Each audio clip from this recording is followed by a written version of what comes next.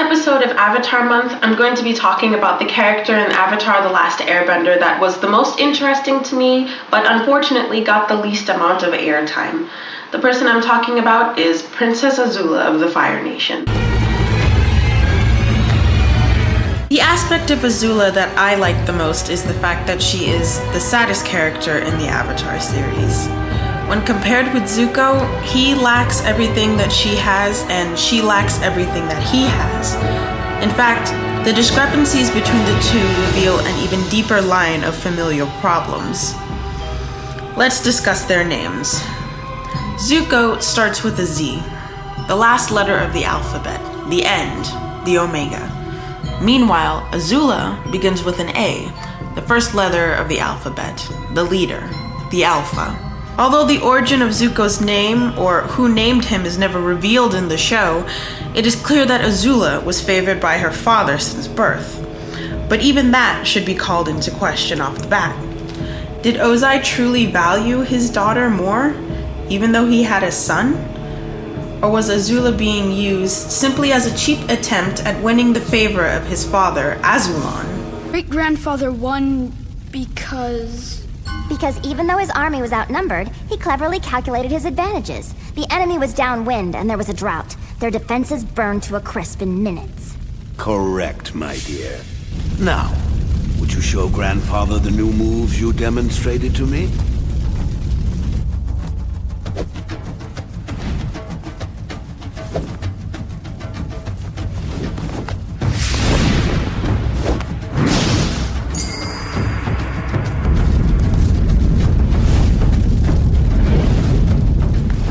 If this was the case, that would mean that Azula was never anything more than a prop to Ozai.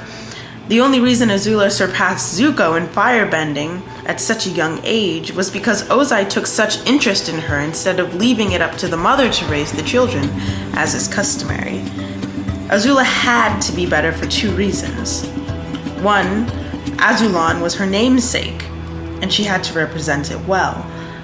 Two, she was the second born, and Ozai was trying to send a message. He was saying that if my second born surpasses the first in skill, maybe I surpass Iroh in skill, and therefore deserve to be the heir to the throne. In terms of approval from the father, Azula has Zuko beat in spades, but that's where it ends.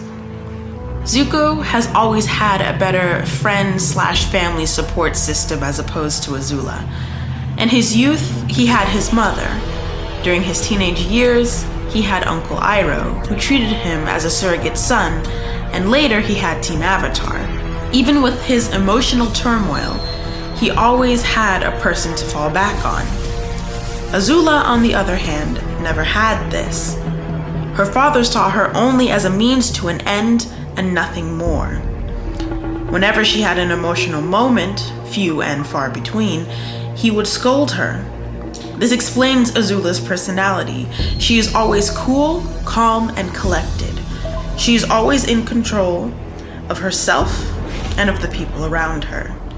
She has no emotional support system because Azula believes she does not need it. Her friends, Ty Lee and May, are more of henchmen or accomplices. The closest Azula gets to expressing her feelings about anything happens in both the Ember Island episode, where she condescends her friends for being slaves to their feelings, unlike herself. Well, those were wonderful performances, everyone. I guess you wouldn't understand, would you, Azula? Because you're just so perfect. Well, yes, I guess you're right. I don't have sob stories like all of you. I could sit here and complain how our mom liked Zuko more than me, but I don't really care. My own mother thought I was a monster. She was right, of course, but it still hurt.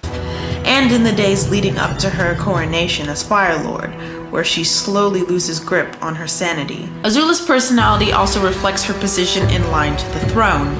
As second born, she must command authority to compensate for her age, and she does this well. The first time Azula is introduced, I figured she was at least Zuko's twin, or older, not 2 years younger than him. Her character design does a great job of masquerading her true age. Azula, with and without makeup, is night and day. This shows that her makeup is part of the facade to enhance her maturity by making her look older.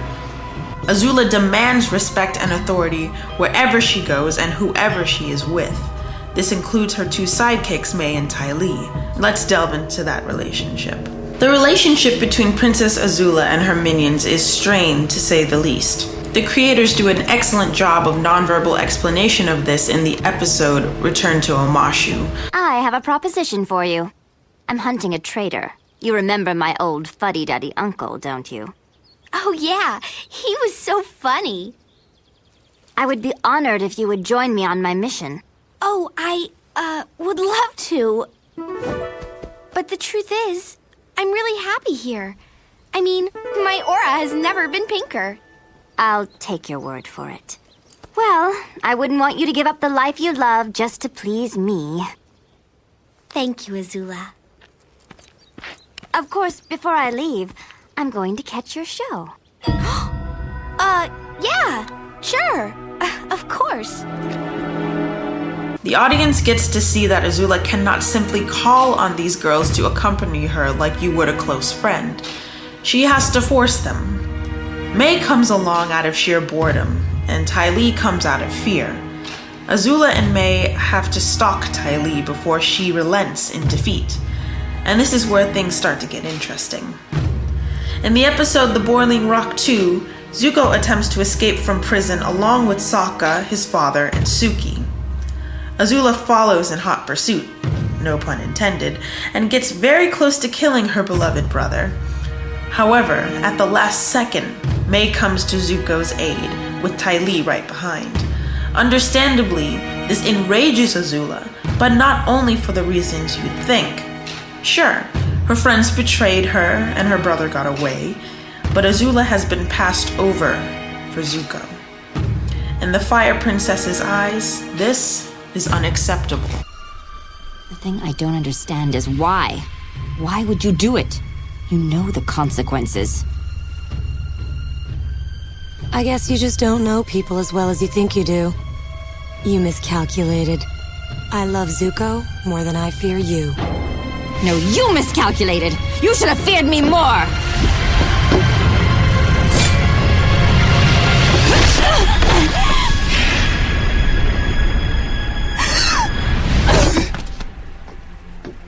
Come on, let's get out of here. You're both fools! What shall we do with them, Princess? Put them somewhere I'll never have to see their faces again, and let them rot! Getting passed over has already happened to Azula before, with her mother. Although the comic delves deeper into why the family dynamic ended up with his mother, Ursa, and Azula, mentored by her father, Ozai, it is revealed that Azula secretly craved the approval of her mother, just as Zuko needed the approval of his father. The difference? Azula never voiced her concerns to her mother, or anyone for that matter. She carried around the burden like a good fire princess should. With all of her support system shut off to her and no way to express her feelings, this 14-year-old royal begins a rapid descent into paranoia and madness. Her descent begins when Fire Lord Ozai commands his daughter to stay behind while he burns the Earth Kingdom to the ground. Azula then does something we've only seen once before when May and Ty Lee betray her. She becomes hysterical. Sorry I'm late, Father. Good palanquin bearers are so hard to come by these days. So, is everything ready for our departure? There has been a change of plans, Azula. What? I've decided to lead the fleet of airships to Ba Sing Se alone. You will remain here in the Fire Nation. But I thought we were going to do this together. My decision is final. You can't treat me like this. You can't treat me like Zuko. Azula, silence yourself. But it was my idea to burn everything to the ground. I deserve to be by your side. Azula! Listen to me. I need you here to watch over the homeland. It's a very important job that I can only entrust to you. Really? And for your loyalty, I've decided to declare you the new Fire Lord. Fire Lord Azula? It does seem appropriate. But what about you? Fire Lord Ozai is no more. Just as the world will be reborn in fire, I shall be reborn as the supreme ruler of the world. From this moment on, I will be known as the Phoenix King.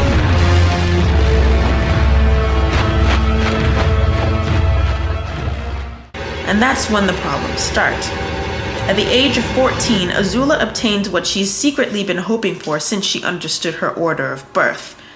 Zuko has been passed over, and she will rule as Fire Lord. Even though that doesn't matter because Ozai is the Phoenix King and King Trump's Lord. And she's been chosen. To her, every decision she's made was worth this very moment. But then Azula starts to consider what might go wrong, based on what went wrong in the past, particularly with her namesake, Aslan. If someone as great as her grandfather could be murdered by his own family so that the second-born would ascend to the throne, who is to say someone will not try to poison her? It seems convoluted, but still makes sense. Just look at what happens to the people Azula is trying to poison her. Right. Do you know how long it took you to get here? A few minutes, I guess? 5, to be precise. In which time an assassin could have snuck in, done away with me, and been on his merry way. My apologies, Princess. Is this how you plan to treat your new Fire Lord? With tardiness and disloyalty? The Daily would never betray you. And I'm sure that's just what you told Long Feng before you turned against him and joined me. You're all banished! But... Goodbye! You lose! Good day, sir! That's right. She banishes them, just like her mother was banished for killing Azulan in order to spare her son Zuko. Again, we have an instance of love for Zuko that works directly against Azula. If Zuko had been killed, Azula would have been the definitive heir to the Fire Lord throne. Azula even descends far enough into madness that she sees her mother on her coronation day and accuses her of loving Zuko more than her, and of thinking of Azula as a monster.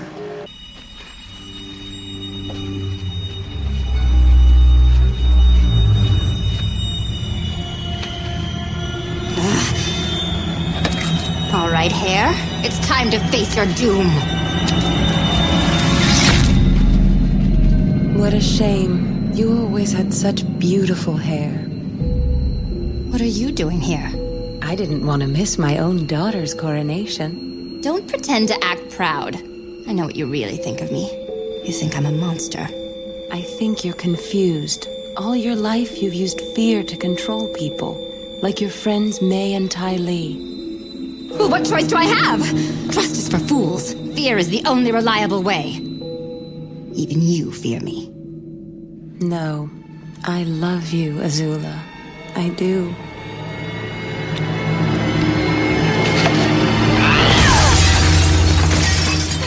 For Azula to go through all this, then have Zuko return to take his rightful place on the throne, explains precisely why Azula was so hysterical at the end of the season.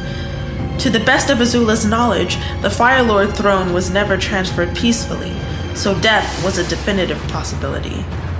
If the final battle was between Azula and Zuko, the Fire Lord curse would have been that much more conclusive. Instead, Katara screwed the whole thing up. Good going. I will admit that Azula's defeat had a twinge of poetic justice to it. Although Katara and Azula did not have the same pent-up relationship as Zuko and Azula, the Fire Princess no doubt got a shock to the ego after being defeated by a mere peasant. But admit it, you wanted to see Zuko kick Azula's ass after the whole experience with the Sun Warriors. Well, I hope you enjoyed delving into the psyche of Azula. For my next episode in this Avatar series, I'm going to be talking about one of the more controversial topics presented in Avatar: The Last Airbender, death. Until then,